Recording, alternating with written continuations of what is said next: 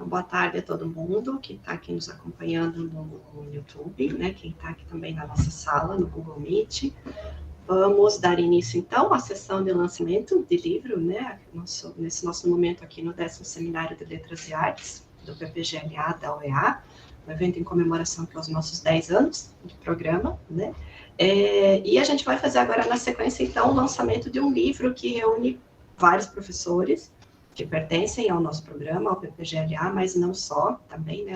Uma obra que reuniu colegas de outras universidades, de outras instituições, né, que fazem parte também do grupo de pesquisa de cognição, educação e interpretação musical, que é um grupo de pesquisa que eu coordeno, né, eu, Caroline Carinhata, que é professora do PPGLA, né, então o nosso programa também estabelecendo aí parcerias com colegas de outras instituições e que estão aqui conosco hoje, para a gente fazer, então, o lançamento do livro Leitura e Escrita Musical em Perspectiva ou em Perspectivas, né? Esse título é não é uma brincadeira, mas, enfim, ele brinca com essa ideia, né, da gente tentar ver a leitura e a escrita em perspectiva, né, ou seja, tomando um distanciamento, né, dessa questão, para tentar realmente analisar ela, talvez uma perspectiva mais exterior, mas ao mesmo tempo não deixa de ser em perspectivas diferentes, né? Porque o livro está juntando autores que estão vindo de diversas áreas, né?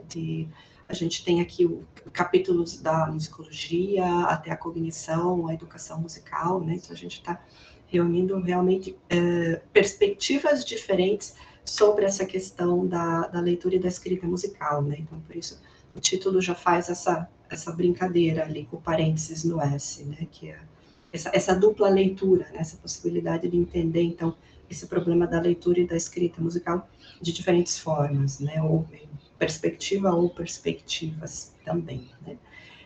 Esse livro que eu tive o prazer de organizar, ele é uma coletânea, né, de vários artigos, que a gente já vai colocar ali no YouTube, vou pedir para o pessoal da organização me ajudar, disponibilizando o link. Esse é um livro de distribuição gratuita, né, ele foi feito em formato digital, né, para ser distribuído livremente pela internet, né, então vocês já podem acessar essa obra, ela está disponível no repositório institucional da UEA, né, porque esse livro foi produzido pela editora da UEA, né, então uma editora nossa aqui da casa, no selo Terra Papagaio, né, vocês já vão conhecer um pouquinho no final dessa apresentação aqui sobre a equipe editorial que está responsável por esse selo da editora da UEA, né. Então, a obra já está disponível aí gratuitamente para vocês baixarem no repositório institucional da UEA, né? A gente vai estar, ao longo dessa sessão de lançamento, colocando o link aí no YouTube para vocês baixarem esse exemplar, né? Então, como eu falava, eu tive o prazer de organizar esse livro. Ele é uma coletânea de artigos que foram produzidos por, como eu dizia para vocês, professores da UEA e também de várias outras instituições, né, de ensino superior do Brasil, e ele é resultado de um projeto de pesquisa que eu coordenei, né, nos últimos 2 anos e meio, né, um projeto que foi financiado pela FAPEAM e pelo CNPq, e que investigou justamente essa questão da escrita musical, né, a princípio era um projeto que ia investigar as questões da escrita, e a gente acabou, mesmo com toda a pandemia, com todas as dificuldades de se fazer pesquisa nesses tempos pandêmicos, e com toda a dificuldade de se fazer pesquisa no Brasil, né, ainda assim a gente conseguiu ampliar o que a gente se propôs a trabalhar inicialmente nesse projeto, e a gente também inseriu as questões da leitura, né, porque acaba que uma discussão puxa a outra, né, muito difícil a gente falar sobre escrita, sobre a aprendizagem da escrita sem envolver também a da leitura musical, né, e não só a aprendizagem, mas as discussões do campo da análise, do campo da musicologia, né, que permeiam esses dois assuntos, né, da escrita e da leitura musical. Eu vou pedir para a Karen, que está apresentando, mostrar um pouquinho do sumário, que eu quero falar rapidinho para vocês sobre os autores, então, né, que fizeram parte desse projeto de pesquisa, agradecendo desde já a parceria de todos vocês, né, ao longo desses últimos 2 anos e meio aí de projeto e de pesquisa, né, Então, já estou dando uma prévia para vocês do que a gente também tem dentro do livro, né, do que esse trabalho discute, né. A gente tem aí um primeiro capítulo, então, que é de autoria do Márcio Páscoa e da Luciane Páscoa, um título, né, um capítulo assim, muito intrigante, né, a lição de música do falsário do Guercino, né, gravada por Francesco Bertolozzi. É um artigo do campo da musicologia também, mas que está discutindo as questões de representação musical, né?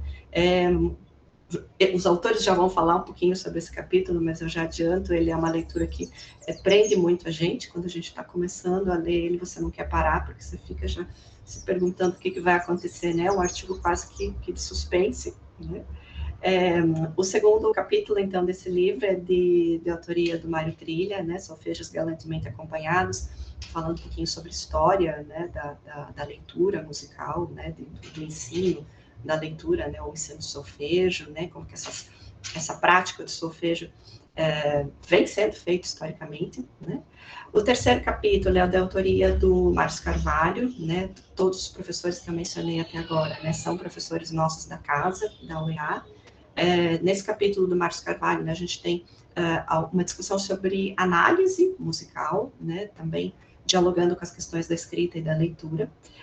E os capítulos da sequência aí vão estar trazendo autores que são de outras instituições, né, o Ronaldo da Silva e o Ayrton Tramontin, né, da Universidade Estadual de Ponta Grossa, trazendo um capítulo aqui, né, reflexões sobre o letramento musical a partir de uma abordagem alsobeliana, né, discutindo a aprendizagem, o ensino e aprendizagem da leitura musical, né, a partir dessa abordagem do Ausubel, né. O penúltimo capítulo, perdão, ele é do Pablo Guzmão, né, professor da Universidade Federal de Santa Maria, que fez experiências agora durante esse tempo de pandemia, né, de ensino de teoria e percepção musical, e nesse artigo está compartilhando um pouco dessas experiências, né, especialmente do que ele andou trabalhando com os estudantes, né, em termos de autorregulação da aprendizagem. E o capítulo final, né, que é um trabalho que eu escrevi junto com o Pablo e com a Cristiane Totumi também, né, que a gente está falando um pouquinho sobre avaliação da percepção musical, que é essa disciplina que junta leitura e escrita musical, né, e que dá muito pano para manga, né, para a gente fazer críticas, para a gente pensar e repensar as nossas ações, né. Então, eu, para não ficar falando, né, monopolizando a palavra, gostaria de, né, passar a palavra um pouquinho para cada um dos autores, né, que fez parte desse livro, para que eles possam falar um pouquinho mais sobre os seus capítulos para vocês. Tá? Então, eu gostaria de conversar começando, né, com o Márcio Páscoa e com a Luciane Páscoa, né, que eles possam apresentar um pouquinho do capítulo deles para vocês. Boa tarde, queria agradecer mais uma vez, em meu nome da Luciane, a Luciane vai falar daqui a pouquinho, a convite da Caroline para integrar, né, com um capítulo esse livro que vai se revelando muito interessante pelo leque de abordagens sobre o assunto que ele se dispõe a tratar. O nosso capítulo ele começou, na verdade, de uma maneira, acho que um tanto prosaica. Há coisa de uns 2 anos atrás, nós, eu e a Luciane e a Caroline estávamos organizando um evento. Começamos a organizar um evento que veio de fato a acontecer no segundo semestre de 2020. Para esse evento, que se intitulava Música, Linguagem e Reconhecimento, a gente escolheu uma gravura do Francesco Bartolozzi que a Luciane já tinha trabalhado num texto anterior dentro dos estudos que ela faz de iconografia musical. E a imagem foi para evento, a imagem foi para capa de livros nossos e tudo mais, né, organizados por mim, pela Caroline e tudo mais. E as tantas, tentando encontrar alguma coisa de acordo com a encomenda, né, da Caroline para o livro, eu observando a imagem, eu me detive numa coisa que já eu tinha percebido, mas que tinha passado batido. A gravura do Bartolozzi, ela diz ser uma gravura sobre um original do pintor e artista visual conhecido como Guercino, Giovanni Francesco Barbieri, que viveu, né, em Bolonha na primeira metade do século XVII. O que a gente sabe de uma primeira olhada, né, que essa coleção de imagens de gravuras feitas, né, pelo Guercino teriam sido adquiridas na Itália meados do século XVIII, e teria sido uma das primeiras encomendas do Bartolozzi fazer a gravação desses originais desenhados de Guercino para o novo emprego dele, que seria com o rei, né, inglês. Isso por volta de 1762. Mas por que esse background? É porque a partitura que está lá não corresponde em absolutamente nada ao que se pode constatar da escrita musical no século XVII, e nem mesmo a melodia que está lá. Então aquilo começou a me intrigar. Isso daqui não pode ser século XVII, isso não é século XVII, isso não é Guercino, ou se não é Guercino, tem uma interferência aqui. Essa escrita musical e a sonoridade, né, que está sendo suscitada a partir daqui não dizem respeito a essa época. Aí começa a nossa pesquisa, né, começa a investigação do negócio. A investigação nos leva a, a um contato com uma rede de outros historiadores culturais e da arte, e gente que está trabalhando sobre a obra do Guercino, e que a coisa de alguns anos atrás já estava identificando um falsário do Guercino que existiu durante o século XVIII e que deve ter feito muito dinheiro com isso. E então, com base nas atas de um congresso acontecido há 3 anos atrás, a gente se municiou com relação ao fato de que existiu de fato um falsário. Conseguimos identificar que essa gravura ela é falsificada, ou seja, o original, na verdade, o desenho original gravado pelo Bartolozzi é uma falsificação, e levantamos a hipótese de que o provável falsário é o colecionador do rei que encomendou ao Bartolozzi a gravura. Eu não vou adiantar mais nada, porque aí tem no livro, né, como é que a gente chega a essa conclusão. E aí também faço uma análise dos eventuais esquemas de contraponto que são suscitados pela melodia, ou seja, ela prevê um baixo, né? E o que mostra que a melodia era muito provavelmente daquele mesmo tempo do falsário. O falsário acabou se assinando, né? Ele se datou quando ele escreveu uma melodia do seu tempo e não do tempo do Barbieri, do Guercino, né? Como nós sabemos, o Guercino é uma é um apelido, né? Ele era vesgo, e Guercino é vesgo em italiano. Ele era Guercio, né? Então, mas ele não pintou nada errado, não, viu, gente? Quem fez a lambança foi o falsário. Bartolozzi gravou e o rei aceitou e foi parar nos catálogos até hoje da obra do Guercino gravada por Bartolozzi. Esse o mistério, né? E a leitura eu acho que está interessante. Eu não sei se a Luciane quer complementar alguma coisa, a gente tem pouquinho tempo. Olá, boa tarde. Boa tarde a todos os colegas, a todos que estão assistindo. Bom, agradeço também a Caroline, né, por essa organização, pela oportunidade dessa publicação, por participar desse projeto tão bonito. O Márcio já adiantou, né, um pouco do nosso trabalho. Só enfatizar que é um texto que, de uma certa forma, estabelece um diálogo da musicologia com a iconografia musical, né, tentando atender a esse aspecto que norteia o livro, que envolve leitura e escrita musical, né. Então a gente encontrou nessa gravura a possibilidade de explorar e aprofundar mais esses elementos, não só visuais, né, mas os elementos musicais. Então, nesse ponto, no nosso texto, houve né, igualmente essa análise dos aspectos visuais, né, a partir da iconologia, que tanto eu quanto o Márcio somos adeptos, né.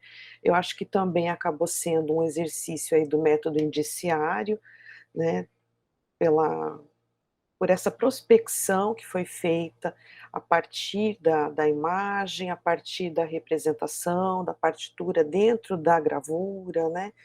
E lembrar também que, era um elemento muito comum, era muito comum no século XVIII a divulgação de obras de clássicos, né, como Guercino, através da gravura.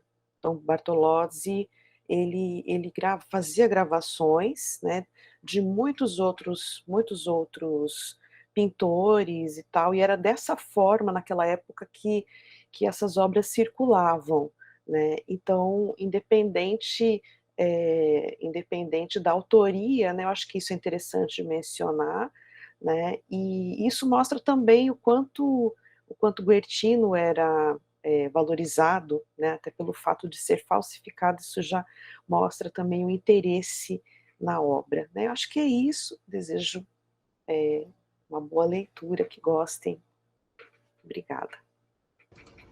Eu que agradeço, Márcio e Luciane, né, como eu falei para vocês, é um capítulo que a gente começa a ler e você fica, mas é falsificado mesmo, mas como assim? Como que se chega a essa conclusão? É um capítulo muito instigante, né? E eu acho que ele abre o livro, né?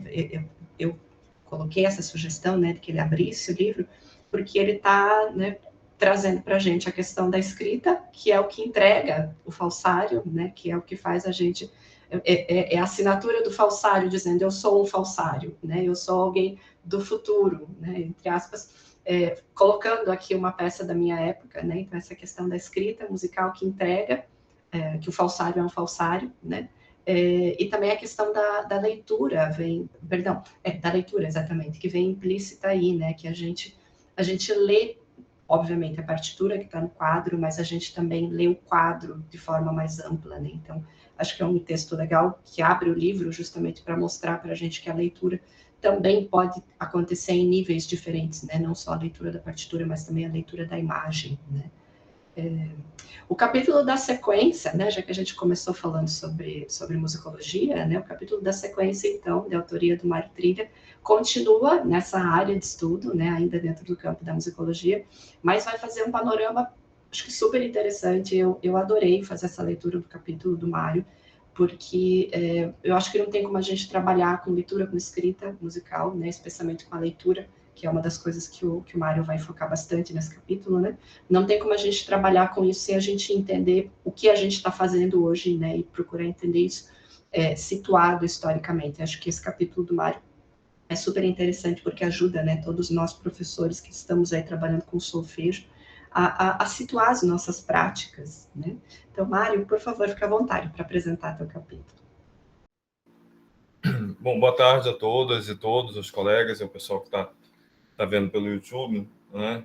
Eu queria agradecer a Caroline pelo convite, pela confiança, né? A Caroline é sempre um dínamo aqui, né, no nosso curso e no PPGLA, né, e nas questões de cognição, e de certa maneira tem muito a ver também com a área de estudo, né, da percepção e da cognição, né? Não é só um trabalho de história, né, mas também de prática. Eu venho também de ter trabalhado com esses materiais, pela minha formação, e com materiais análogos, né?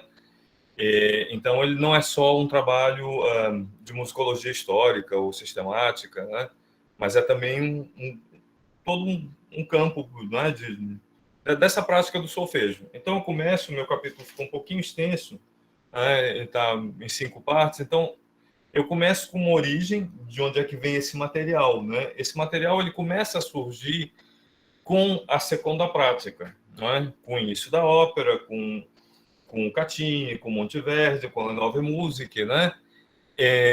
Que era um material de vanguarda e que era difícil para esse povo cantar, né?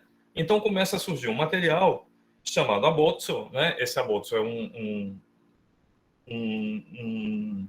uma espécie de não de esquema, mas de um preparatório para aquela peça, né? Feito mais ou menos à la carte para cada cantor, né? E é exatamente o período que surge o baixo contínuo, né? E o baixo contínuo, nesse início, é uma mistura da entavolatura instrumental, né? Com uma textura homofônica, meio com o pé também na música popular, para acompanhar, né? E, em algum momento, mais para o fim do século XVII, deve ter surgido o solfejo com baixo contínuo em si, né? Mas nunca foi um material estéril dissociado da estética do repertório, né? Eu sempre faço uma brincadeira que essa gente era excêntrica, eles aprendiam música com música, né?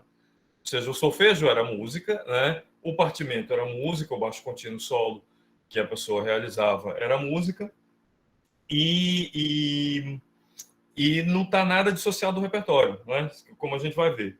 E aí, no século, está aí o introito, né? Eu começo com Machado de Assis, né? Com a coisa de que quando todos os livros forem queimados, né? Há de haver alguém, pode ser um tenor e talvez italiano, que ensine esta verdade aos homens.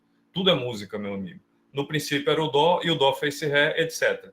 Né? Ou seja, esse solfejo é música, né? É música em potencial. Ele é música que pode ser usada na lição, mas ele pode virar uma peça de teclado solo, ele pode virar uma área, ele pode virar outra coisa, né? E aí, a segunda parte do meu texto, então, vai para o longo século XVIII, que é onde tudo acontece, basicamente, né? Há esse sistema dos conservatórios em Nápoles, dos ospedali em Veneza, né? Os conservatórios são masculinos, os ospedali são femininos, que no início são orfanatos, né?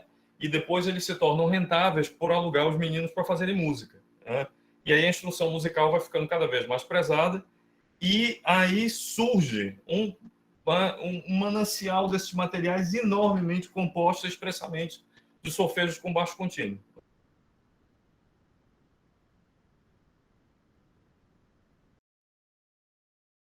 Etc. E milhões de questões que a gente não sabe, que não sabem se vai, como é que era exatamente essa prática, se os meninos no início provavelmente não tocavam, era o mestre que tocava, a partir de um determinado momento eles podiam se autoacompanhar, se essas lições são coletivas ou se são individuais, né? Há uma série de questões aí. E aí, depois da terceira parte do meu capítulo, eu vou para as questões teórico-práticas da performance disso, né? Essa questão do cantar e se autoacompanhar, né? Se canta e acompanha, se não. E como é que eles cantavam, né? Ainda havia muito a prática da solmização, aquela coisa de transpor hexacorde, né? Sobretudo o hexacorde duro, né? Mas também se cantava com vogais, simplesmente, né? Tem exemplos aí ao decorrer do capítulo, com as vogais A e E, que eram muito prezadas para se cantar, ou com a fórmula do amém, que o sujeito canta chega a cadência, mem, não é? Ou o solfejo francês, que é finalmente o nosso, que é sem transpor o hexacorde e com o si, dó, ré, mi, fá, sol, lá, si, dó, com o nome real da altura real das notas. Tem um exemplo muito bacana na página 37, que é o Marcos Portugal, no Rio de Janeiro. Se você puder projetar a página 37, ele está transcrito, né? E o Marcos Portugal, então, ele escreve lá para as infantas, para a irmã do Dom Pedro, e provavelmente para o Dom Pedro, né? Um dos últimos métodos nessa tradição no mundo, se não for o último, que é 1811 no Rio de Janeiro.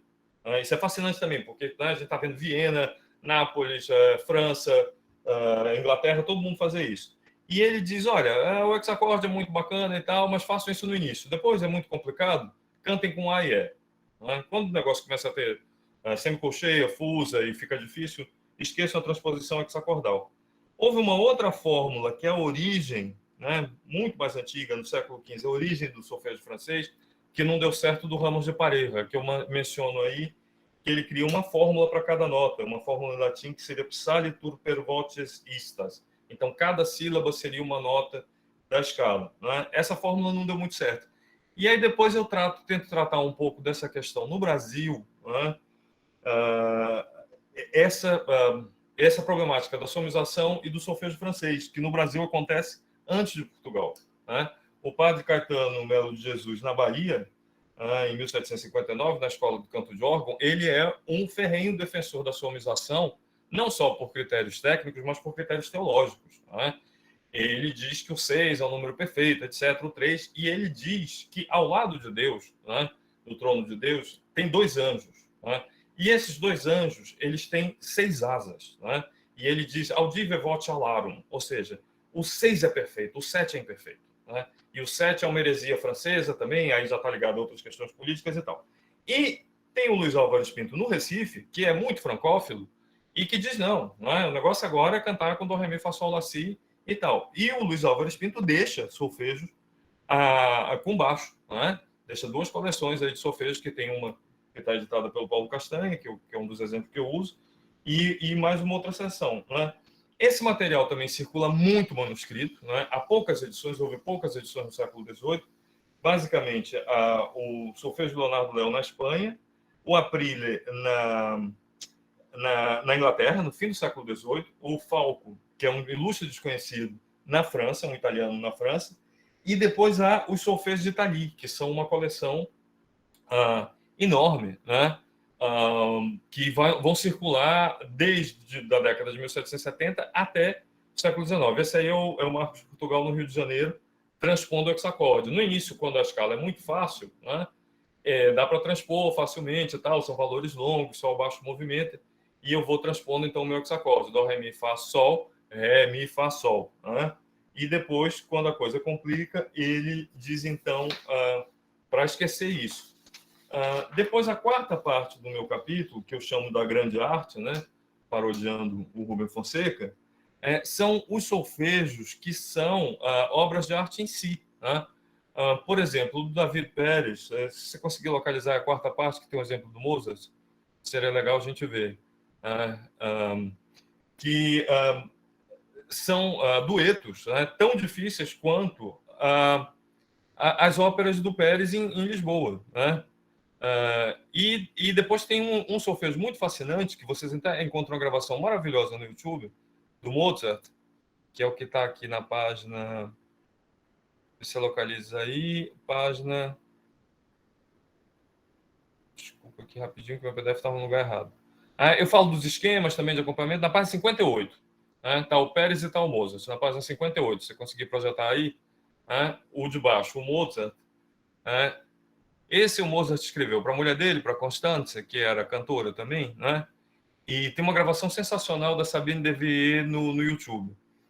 E é tão música, e é tão grande música, que ele vai reaproveitar esse solfejo em 2 grandes obras. A linha faz...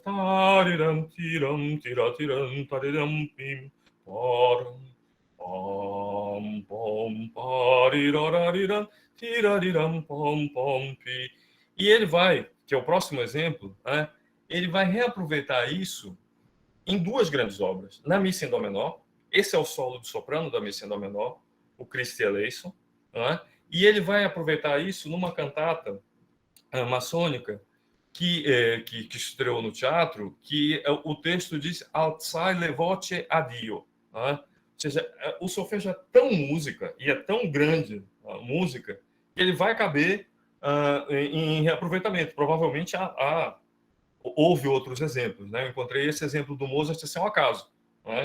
Eu ouvi, eu disse, eu conheço isso, de algum lugar. E é o solo da Missa em Dó menor, e é o solo do primeiro número dessa cantata do David Penitente, Alzai le voce a Dio. E aí, finalmente, no epílogo, eu tento tratar um pouco mais dessa produção luso-brasileira, com autores como Solano, o próprio David Pérez, que é napolitano, mas passou 30 anos em Portugal, e a questão aqui no Brasil, o Álvares Pinto, o Marcos Portugal e o Zé Maurício. O Zé Maurício já advoga também o solfejo francês, ou seja, como a gente canta hoje, com o Dó, Ré, Mi, Fá, Sol, Lá, Si, as 7 notas. E aí, os solfejos do Zé Maurício que chegaram até nós já tem um acompanhamento escrito, que também é um fenômeno das primeiras décadas do século XIX. Essa prática da realização do contínuo está caindo em desuso, e já aparecem solfejos que antes eram só com baixo contínuo, com a parte do piano escrita, ou então já com a parte do piano escrita, como é o caso do Zé Maurício. né? E aí até tem um depoimento do filho do Zé Maurício, que diz que venceu um duelo com o castrado Faciotti, graças aos solfejos do pai, ou seja, os solfejos também são lições de técnica vocal, né? Então, é uma metodologia musical completa, né? É uma metodologia de composição, de contraponto dessa bifonia fundamental aí entre as notas do baixo e do soprano. Na expressão do Gerding, há sempre um padedê gracioso, né, entre a melodia e o soprano. Eles são a solução potencial para quem está tentando fazer um partimento. Tem até um exemplo aí de um dos napolitanos já numa edição francesa, do Fiocchi. Ou seja, eu vou aprendendo tudo dentro desse estilo. Eu vou aprendendo a cantar, a solfejar, a reconhecer essas questões teóricas de transposição e a compor. É uma metodologia muito, não é? É quase que articulada, né? Articulada, né? É uma hermenêutica musical toda aí dentro dessa metodologia. E é claro, né? A gente está tratando de estilos dentro desse período, né? Não vai abranger toda a história da música, mas ele te oferece muitas informações e muitas soluções, e acho que é uma metodologia que vale a pena a gente trabalhar hoje, né? Eu trabalhei um pouco do partimento para mim, um pouquinho do solfejo, mas eu acho que vale a pena voltar a pegar nesses materiais. Muitos lugares do mundo estão pegando sobretudo na coletânea do Solfejo de Italie, né? Porque está disponível no MSLP, e foi uma grande coletânea que começa a circular desde 1770 até 1850, mais ou menos, em não sei quantas mil edições, inclusive edições inglesas, que pegam uma coletânea desses mestres todos, a uma voz, e o quarto capítulo a duas do David Pérez, né? E muitos lugares do mundo já estão trabalhando esse material, né? E é um material que realmente dá para trabalhar de vários pontos de vista da formação musical. E é interessante, né, pegando um gancho nisso que o Mário apresentou para a gente, que é uma tradição perdida, né? Como o Mário dizia, né? Esse pessoal era tão excêntrico que ensinava música usando música, né? E hoje em dia é algo que a gente não faz, né? A gente ensina música usando exercícios muito descontextualizados. Então, certamente é uma tradição que é fundamental que a gente conheça para que a gente busque resgatar, né? É algo que se perdeu aí com essa... Sim, e além de tudo... Além de tudo, é uma tradição que nós tivemos, né? Não é um fenômeno que aconteceu só na Europa, é um fenômeno que aconteceu no Brasil, setecentista, né? E oitocentista, né? Tem um cara pensando isso no Recife, tem outro em Salvador, no século XVIII, né? E tem a disputa de como solfejar no Rio de Janeiro no início do século XIX, se com solfejação ou com solfejo francês, né? E o solfejo acompanhado. Então, precisamos conhecer o capítulo do Mário, com certeza. Vou pedir para o pessoal que está fazendo a transmissão aí no YouTube, né, colocar mais uma vez o link para vocês baixarem, né, quem está curioso para fazer a leitura, tá bom? Na sequência, eu vou pedir para que o Márcio Carvalho também apresente rapidamente o capítulo dele, já que a gente está fazendo essa defesa do ensino de música musical, propriamente dito, né, o capítulo do Márcio também traz um pouco essa articulação, né, a necessidade de a gente fazer a análise musical, a análise que geralmente é feita da partitura, né, assim que a gente acesse o som. O Márcio vai defender muito essa necessidade da análise sendo feita junto com a escuta, né? Então, mais uma vez, ele vai estar falando sobre essa integração entre a leitura, a escrita musical e todas as outras formas de envolvimento com a música que a gente tem, né? O Mário falava sobre a composição, a improvisação, né? Sobre o tocar, o cantar, e o Márcio vai trazer também para a gente um pouquinho mais a importância da gente articular o ouvir em si, né? Então, Márcio, por favor. Ok. Primeiro, eu quero agradecer enormemente a Caroline Carinhato pelo convite para participar desse projeto, para escrever esse capítulo. O Márcio Páscoa, a Karen, que tiveram um coleguismo formidável comigo durante o processo de produzir no capítulo. Eu tive bastante dificuldade técnica em relação à geração de figuras.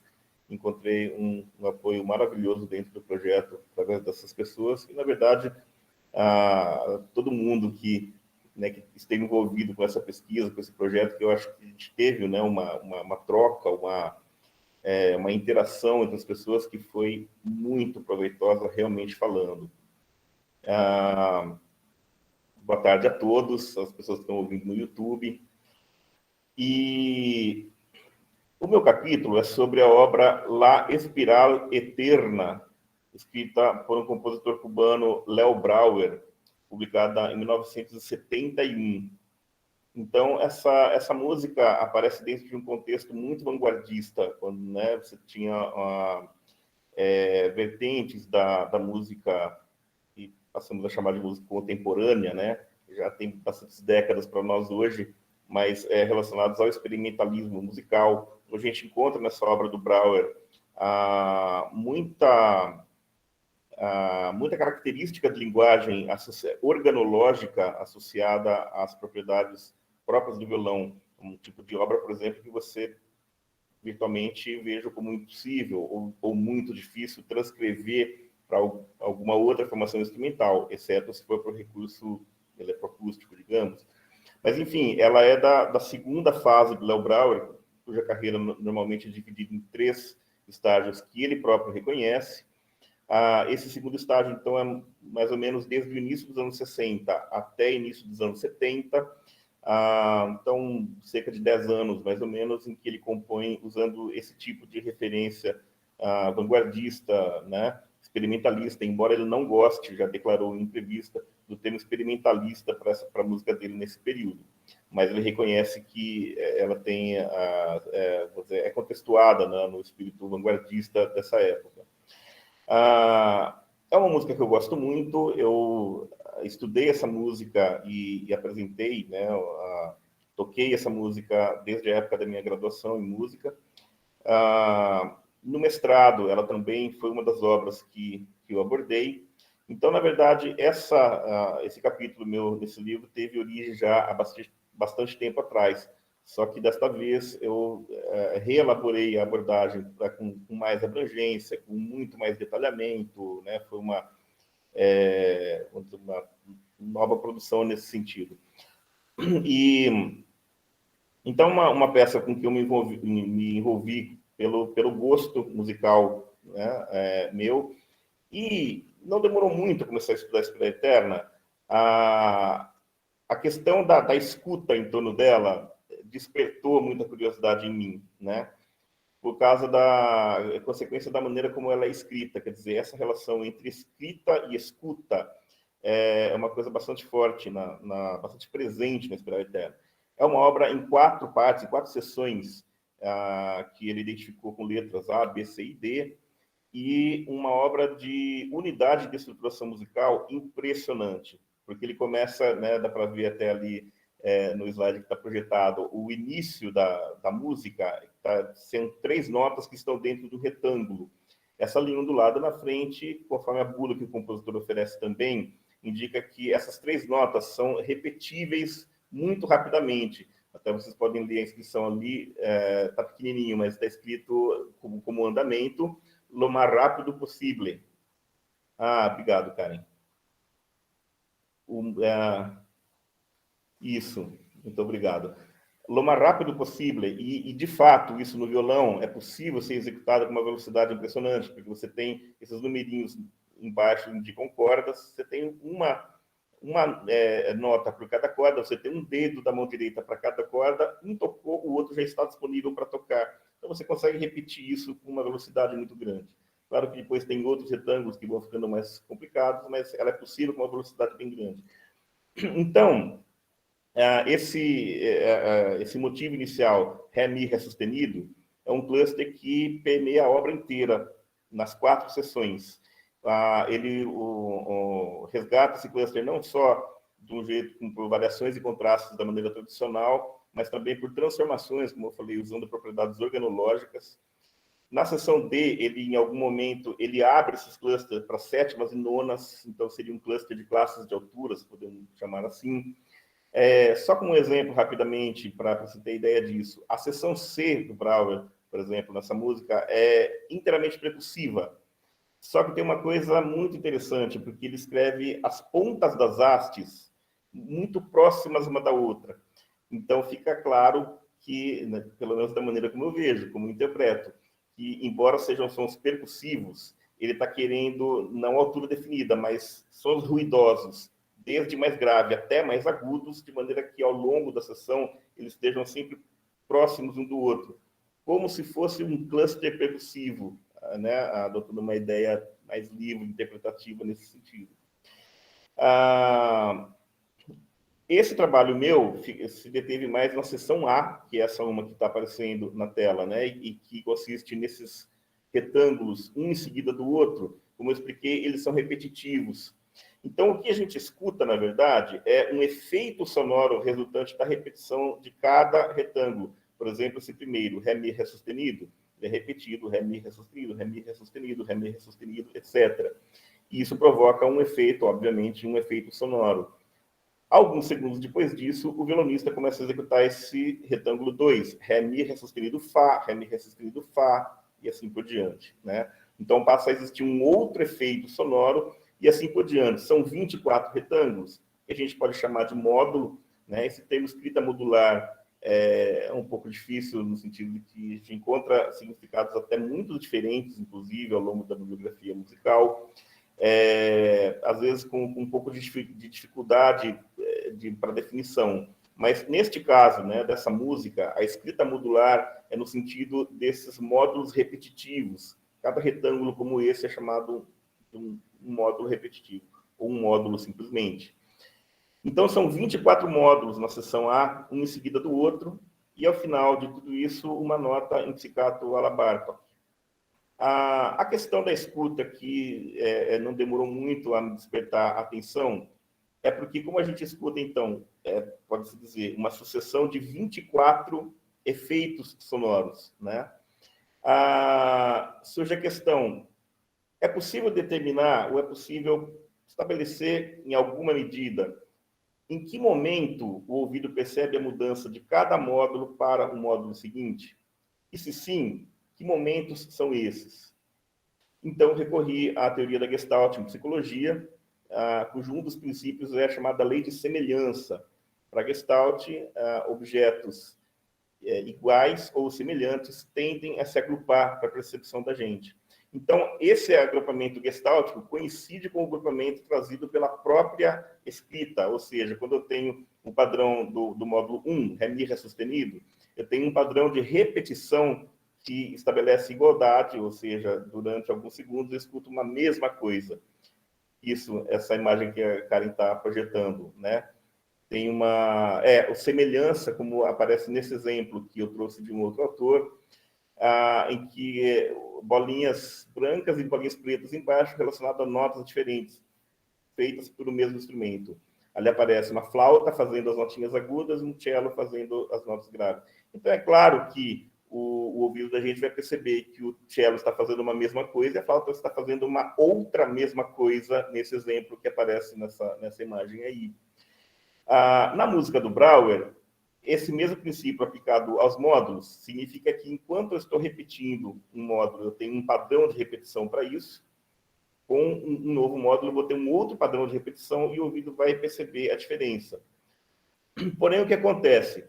Se for possível, voltar a imagem no início da espiral eterna, isso, mais para o canto. Obrigado, Karen. Essa mudança de padrão gestáltico não coincide, ou não necessariamente, com a mudança executória. Por exemplo, o que acontece do módulo 1 para o módulo 2. Ré, Mi, Ré sustenido, estabelece esse padrão gestáltico. Depois de um Ré, vem um Mi, depois de um Mi, vem um Ré sustenido, depois de um Ré sustenido, vem um Ré. E isso continua quando o violonista já iniciou o segundo módulo, porque depois do Ré sustenido veio o Ré também, ao passar do módulo 1 para o 2. E também no módulo 2 continua Ré, Mi, Ré sustenido, como estava antes. Quando aparece a nota Fá no módulo 2, agora essa é uma nota diferente, que não havia anteriormente. Então, nesse momento, o ouvido percebe que houve uma mudança para outro efeito sonoro. É claro que pode haver variáveis subjetivas que vão interferir com isso, né? Pode, por exemplo, uma hipótese mais simples possível, um ouvinte desatento, né? Claro que muitas outras coisas interferem com esses pontos. com essa questão perceptual, mas o que eu estou pretendendo com essa análise é oferecer alguma medida de explicitude possível para essa experiência perceptual. Então, uma nota como essa, como esse Fá do módulo 1 para o 2, eu chamo de altura diferencial, porque ela estabelece a diferenciação para a percepção musical entre um padrão repetitivo e o próximo, ou seja, entre um efeito sonoro e o próximo efeito sonoro. Mesmo da mesma maneira, se a gente pensar do módulo 2 para o módulo 3, vai ser o Ré, embora ele não vai ser da primeira vez que ele é tocado no módulo 3, porque ainda continua, né, só da segunda vez que ele se torna, ele vai funcionar realmente como altura diferencial. No módulo 4, a primeira nota já é altura diferencial em relação ao módulo 3, porque ela é uma nota que não tinha no módulo 3. Então, existem muitas situações possíveis como uma altura diferencial pode acontecer, mas por detrás dela existe o mesmo princípio, né, que possibilitou enunciar uma definição para isso, aplicável também a outras obras que não sejam a Espiral Eterna, desde que elas tenham, obviamente, esse mesmo tipo de escrita, né? Então, o que eu consegui com isso na Espiral Eterna, na seção A, foi descobrir algumas coisas interessantes, porque se eu fizer essa mesma coisa ao longo de toda a seção A, eu consigo dispor em sequência, em sucessão, todas as 23 alturas diferenciais. São 24 módulos, e como é de um módulo para o outro, então são 23 alturas diferenciais. Uma na sequência da outra, e dispor isso como um resultado. Eu não sei até se aparece esse resultado mais abaixo, Karen, em outras figuras. E também o pessoal pode consultar depois, né? A gente já vai colocar do lado aqui o link, né? Aí todo mundo pode conhecer um pouquinho mais do capítulo, né? E em rápidas linhas, né? Uma dessas figuras são a sucessão de alturas diferenciais, que na hora da leitura é possível identificar de forma específica. E então isso já, né, de cara responde a pergunta de em que momentos a escuta, né, a percepção consegue captar a mudança de um módulo para o módulo seguinte. E outro resultado que eu consegui com isso também é que esse tipo de escrita, por natureza, acaba caracterizando a estrutura em dois níveis estruturais, porque você tem o que acontece dentro de cada módulo, e que eu chamo chamei de um nível microestrutural. Por outro lado, se eu pensar que cada módulo é inteiro um único efeito, eu posso pensar que essa superfície musical da seção A é uma sucessão de 24 pontos, pensado cada módulo como uma coisa só e não nota a nota. Então, se eu penso a superfície musical como uma sucessão de 24 pontos, eu estou pensando um outro nível estrutural que eu chamei de macroestrutural. Como as alturas diferenciais me relacionam módulos, pares de módulos 2 a 2 em sequência, e cada módulo visto como uma coisa inteira, porque o efeito dele como um todo, então a altura diferencial me dá uma medida do nível macroestrutural, me dá uma representação, melhor dizendo, do nível macroestrutural da forma. E aí, como eu tenho o nível microestrutural, eu consigo olhando diretamente, consigo saber dele olhando diretamente para os módulos. O nível macroestrutural, eu consigo olhando para a sucessão de alturas diferenciais. Quando eu olho para essas duas coisas, eu consigo comparar uma com a outra, descobrir que semelhanças eu encontro entre elas, que diferenças eu encontro entre elas, assim por diante. No caso da espiral eterna, a gente consegue uma propriedade chamada autossemelhança, porque você consegue uma repetição, uma recorrência impressionante de propriedades encontráveis no nível microestrutural e no nível macroestrutural. Por exemplo, né, notas próximas uma da outra, que é o que acontece dentro dos módulos. Nas alturas diferenciais, de uma altura diferencial para a próxima, as distâncias, os intervalos também são pequenos. Isso não é trivial, porque poderia ser intervalos muito maiores, mas vem acontecer que elas são. Chega ao ponto de haver dois módulos, e somente dois, na seção A, que tem notas repetidas, tem a mesma nota duas vezes em seguida dentro do módulo. Na sucessão de alturas diferenciais, existem dois momentos distintos que você encontra a mesma altura diferencial em seguida dela mesma. Quer dizer, e outros resultados também de semelhança que são impressionantes. A autossemelhança é uma característica de objeto fractal, e eu tenho cuidado de explicar que essa não pode ser chamada uma música fractal, porque o objeto fractal tem infinitos níveis de recorrência dentro da estrutura, aqui a gente tem só dois. Mas ela tem uma característica dos objetos fractais, que é a autossemelhança.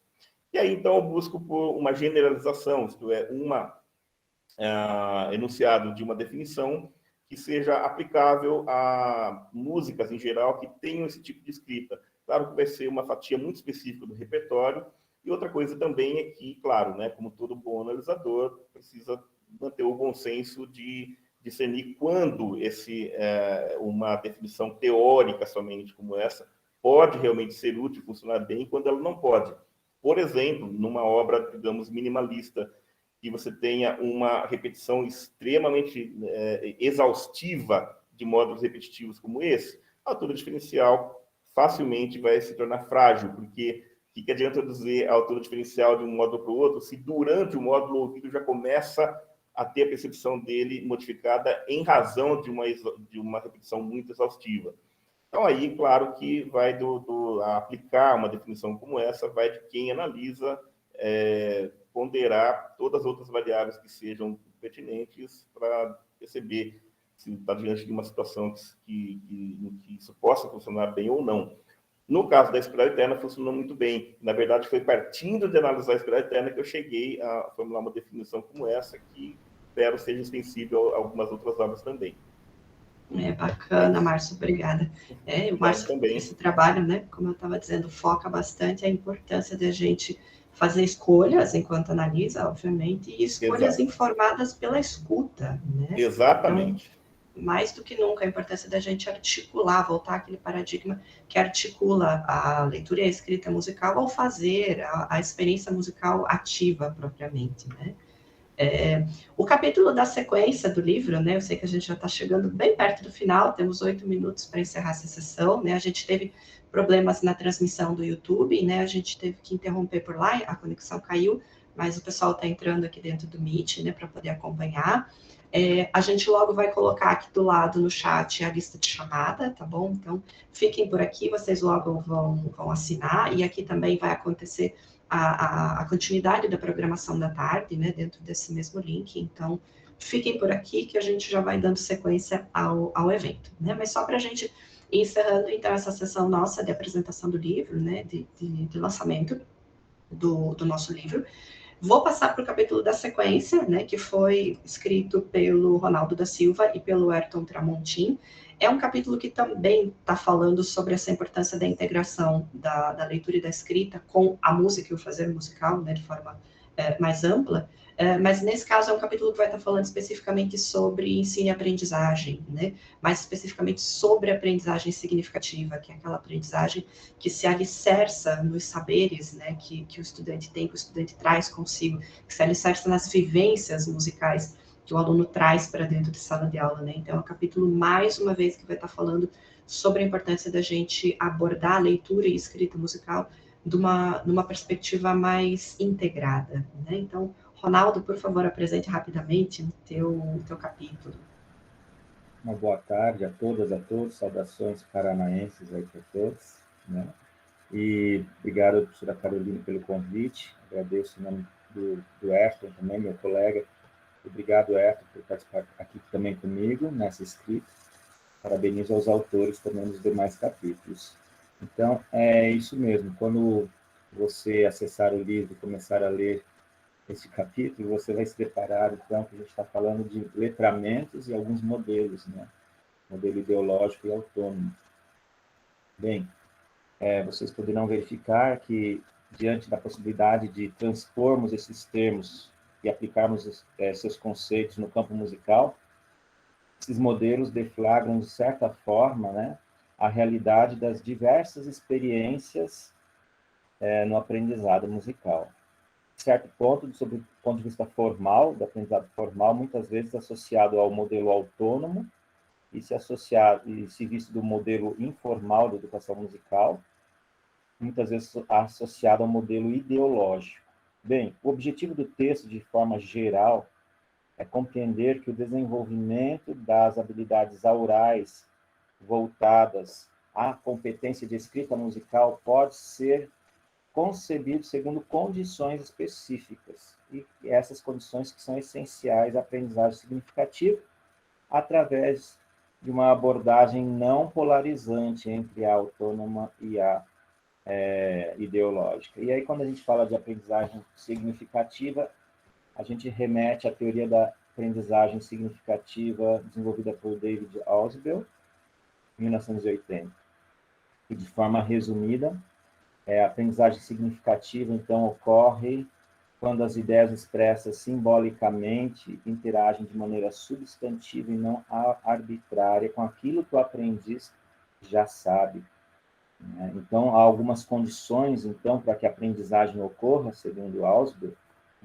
Uma delas é que o material apresentado seja potencialmente significativo e que também haja disponibilidade do aprendiz, que essa disponibilidade ele se refere à disponibilidade cognitiva. Né? Bem, e aí, então, você, quando tiver a oportunidade de ler esse capítulo, né, você vai ver que vai suscitar várias questões. Uma delas, que eu levanto aqui, é em que medida a aparente imposição, né, e a fragmentação do processo de escuta considera a vivência e a experiência musical prévia do aprendiz. Essa é uma questão para a gente refletir.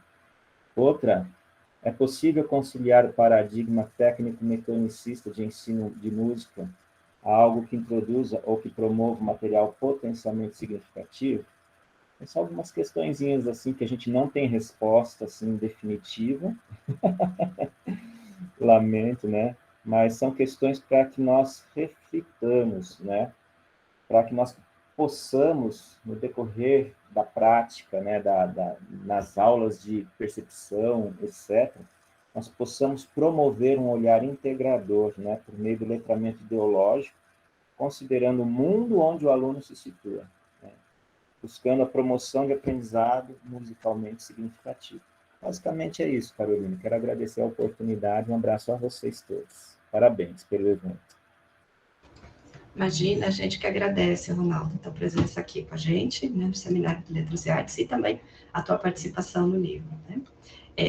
O capítulo da sequência, que eu vou pedir para o Pablo Guzmão apresentar, né, ele também, já que a gente começou a falar sobre ensino, sobre aprendizagem, e falando sobre leitura e escrita, a gente também não pode deixar de falar sobre a disciplina de percepção musical, né, ou melhor, de teoria e percepção musical, que é tradicionalmente esse espaço onde se aborda a leitura e a escrita musical, né? Onde muitas vezes se aborda apenas leitura e escrita, né? O que não deveria ser o foco da disciplina, mas onde também se deve abordar, né? E o capítulo do Pablo vai falar um pouquinho, né, sobre esse espaço, né, sobre a aula de teoria e percepção musical e como, né, trabalhar em uma perspectiva mais integradora, também mais aproximada do aluno, da sua realidade, especialmente agora em tempos de pandemia. Né? Então, Pablo, por favor, apresente seu capítulo para a gente. Então, muito obrigado pelo convite para fazer parte desse livro, né, Caroline. Eu vou tentar falar bem rapidamente, já fazendo a conexão com o capítulo anterior e com o capítulo seguinte. Né? As minhas primeiras pesquisas em relação à teoria e percepção musical, de fato, foram a partir do David Ausubel. Eu estava justamente tentando entender a ordem que a gente deveria apresentar os conteúdos para os alunos para que fizesse sentido com aquilo que eles já sabem, mas chegou um ponto onde eu percebi que mesmo que eu descobrisse a ordem certa, havia algum outro tipo de problema por trás deles, que não era necessariamente voltado ao conteúdo, era alguma coisa relacionada com motivação, por que eles não estudavam quando era uma coisa que obviamente iam gostar de estudar. Né? Então, aí eu comecei a estudar um pouco mais sobre autorregulação da aprendizagem, sobre o que motiva, o que desmotiva os alunos. E quando foram anos de pesquisas desenvolvendo uma compreensão sobre isso, e quando veio agora essa questão da pandemia e a gente teve que adaptar toda a disciplina de uma forma remota, uma das maneiras que eu achei interessante de fazer essa adaptação é focando na autorregulação da aprendizagem, usar os momentos síncronos e assíncronos dessas aulas remotas para focar mais do que nunca em que o aluno pudesse aprender a aprender a sua própria, a autorregular a sua própria aprendizagem. Então eu estou tentando ser extremamente breve, porque eu sei que a gente já está estourando no tempo aqui. O que eu quero que fique de mensagem, porque apesar do capítulo ser um relato dessa experiência fundamentado com algumas algumas fundamentações teóricas, o que eu acho que fica de mensagem é que a parte que eu percebi como sendo mais relevante, mais importante da autorregulação da aprendizagem que foi feita nesse período em aulas remotas, mas que deve ser entendida e aplicada também na volta para as aulas presenciais, é a importância da autoavaliação. Eu acho que nada, na minha opinião, foi mais importante para o desenvolvimento dos alunos do que eles conseguirem entender o que eles estão fazendo. Se eles tiverem essas ferramentas para eles mesmos observar o que está acontecendo, não apenas em termos de resultado e desempenho, mas em termos de estratégia que funcionam ou não funcionam, de maneiras que eles pensam, como que eles abordam, e à medida que eles ganham esse conhecimento do funcionamento cognitivo enquanto eles estão tentando resolver os problemas relacionados à leitura, à escrita, ao solfejo, ao ditado, enfim, as atividades da percepção musical, eles vão conseguindo criar a autonomia, eles vão conseguindo desenvolver novas estratégias criativas, porque todo mundo aprende de formas diferentes, então não tem uma fórmula, é assim que tem que ser estudado. Mas se eles aprendem a autoavaliar o que eles estão fazendo, o que está funcionando, o que não está funcionando, esse tipo de autonomia leva eles a um desempenho melhor e a uma motivação maior, porque aí eles se sentem donos das rédeas do próprio aprendizado, né? Então, tentei ser bem curtinho, porque eu sei que a gente tem pouco tempo. A mensagem que ficou dessa minha experiência foi a importância da autoavaliação, que é uma avaliação, obviamente, focada em formação, e não é uma avaliação que tem a ver com a parte de se o aluno vai passar, qual é o desempenho ou não, que é o assunto do próximo capítulo, né? Então, encerro aqui, agradeço novamente a oportunidade. Imagina, Pablo, eu que agradeço. Pablo já deu a deixa, então, né? O capítulo da sequência é um capítulo que a gente escreveu junto, né? Eu, o Pablo e a Cristiane Totumi, que está aqui com a gente, vai falar um pouquinho sobre esse capítulo, né? É um capítulo que trata da avaliação e percepção musical. Esse que é um dos calcanhares dessa disciplina, né? Um dos calcanhares da Aquiles ali, porque muito frequentemente também essa avaliação é feita de forma meramente mecânica, né, como várias outras coisas que a gente faz na disciplina.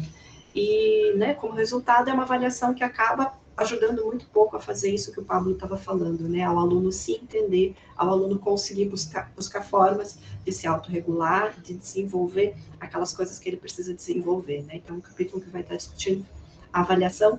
Cristiane, por favor, apresente ele para a gente.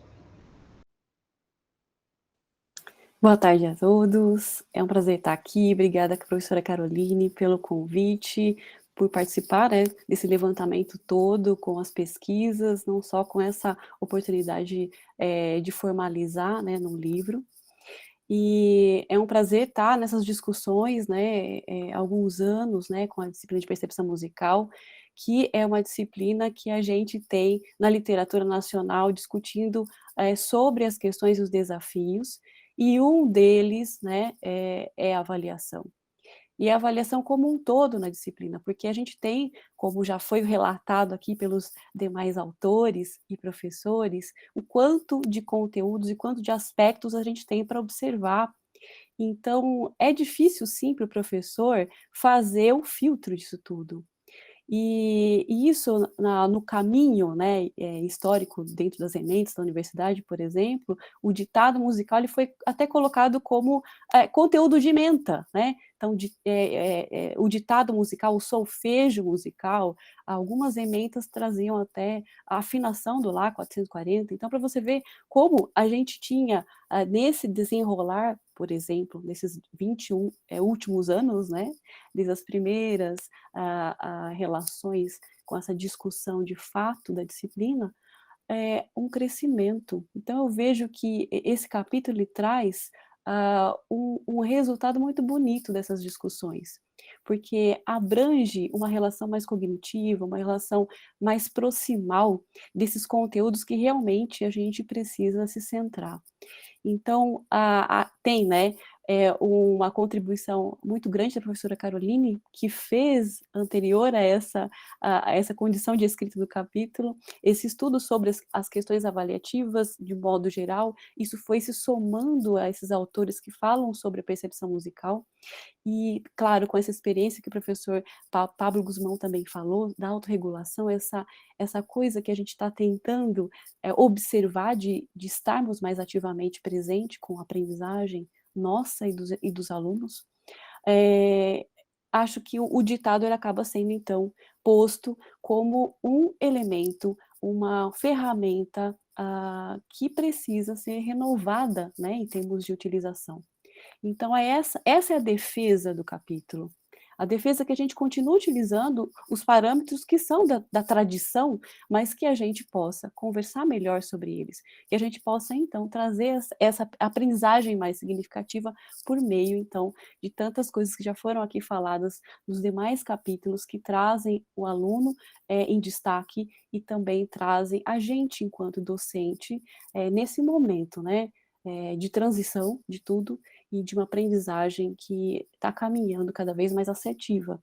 Então, eu fico muito feliz por defender esse capítulo e também poder estar nesse meio de discussão que, com certeza, traz um contexto muito favorável para os pesquisadores que estão chegando, né, os novos mestrandos, os novos doutorandos, que vão, então, ter a oportunidade de olhar esse conjunto. É isso aí. Muito obrigada, Cristiane. Então, só para encerrar, o pessoal que está chegando aqui, né, a gente já está no horário da continuação da programação aqui do evento, né, mas a gente ainda está encerrando, então, a sessão de lançamento do livro Leitura e Escrita Musical em Perspectivas, e só para encerrar, eu gostaria de, né, primeiro, nomear as pessoas que são responsáveis por esse projeto gráfico muito lindo que vocês vão ver, né, um livro feito com realmente muito cuidado, muito capricho, muito esmero, né, do ponto de vista estético, né, é um trabalho que realmente ficou muito, muito, muito bonito, né, então esse trabalho foi feito pela Karen Cordeiro, pela Lorena Machado e Luana Aguiar, que assinam o projeto gráfico do livro, né, a Karen também, a Luana e a Samara Nina, que foram responsáveis pela diagramação. A capa, que vocês vão ver aí, vou pedir para a Karen compartilhar com vocês, a capa é de autoria da Lorena Machado, que está aqui com a gente, e eu vou pedir para que elas falem um pouquinho sobre como é que foi idealizada essa parte do livro, né, elas que fazem parte dessa equipe editorial do selo Terra Papagaio, né, da editora da UEA, que é a editora, né, que são a editora e o selo que receberam essa nossa obra. Então, por favor, meninas, apresentem um pouco do trabalho de vocês e, desde já, muito obrigada pelo trabalho muito bonito que vocês fizeram. Olá, boa tarde a todos. Eu sou a Karen. Em primeiro lugar, nós é que agradecemos por ter a oportunidade, né, de diagramar esse livro, que foi belamente construído.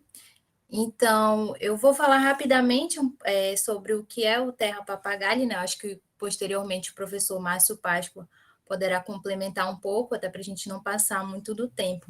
Então, o Conselho Editorial é um conselho editorial formado por discentes e egressos do Programa de Pós-Graduação em Letras e Artes. Esse conselho editorial a criação dele foi ideia do professor Márcio Páscoa, e eu recebi o convite para participar dessa equipe maravilhosa. Esse é o nosso segundo livro diagramado, né, e montado em conjunto pela equipe. O primeiro livro foi um livro publicado por mim, e aproveito e faço o convite para que vocês continuem nessa chamada, assistindo a programação. Às 16 horas eu irei falar um pouco desse primeiro livro publicado pela coleção. Foi um trabalho em conjunto entre eu, Lorena, a Lorena Machado, a Luana Aguiar, a Samara Nina, o Rômulo Nascimento também fez parte disso, o professor Márcio Páscoa. O grupo ele tem uma proposta de ser um grupo horizontal e colaborativo, né? Partindo de um princípio experimental. Então, todos nós participamos, né, de certa forma, da diagramação e da concepção do projeto gráfico em si, como, por exemplo, a escolha da família tipográfica, a família tipográfica nada mais é do que a fonte que vocês podem observar no conjunto do livro. A paleta de cores também foi uma ideia que partiu em conjunto, e a capa foi uma concepção da Lorena Machado. Agora eu chamo ela para falar um pouquinho sobre o conceito por trás da concepção da capa. Boa tarde a todos e a todas. Também agradeço, como a Karen, a gente é que agradece por ter participado desse projeto tão lindo. E queria agradecer também a comissão organizadora pelo convite e dizer mais uma vez que é uma felicidade estar aqui participando do 10º Seminário de Letras e Artes. Então, como a Karen já falou sobre o contexto, sobre o conceito da coleção em si, vou falar brevemente também sobre o conceito da capa. E eu acho que o essencial de dizer é que esse conceito da capa, ele, pelo menos do modo como eu concebi, ele tem origem no Atlas Mnemosyne, do Weby Warburg, que foi um historiador da arte alemão que viveu entre o século XIX e o século XX. E o Atlas Mnemosyne é precisamente, ou pelo menos foi com essa intenção que o Warburg iniciou esse projeto, que é precisamente um modelo iconológico, icônico e cognitivo, que pretende proporcionar uma percepção amplificada do desenvolvimento e da trajetória das imagens ao longo da história. Então, adotando esse modelo warburgiano, o que eu pretendi, isso foi um trabalho conjunto, porque todos nós discutimos muito sobre isso, como a Karen falou, é um projeto que se pretende e que consegue fazer um trabalho horizontal. Então,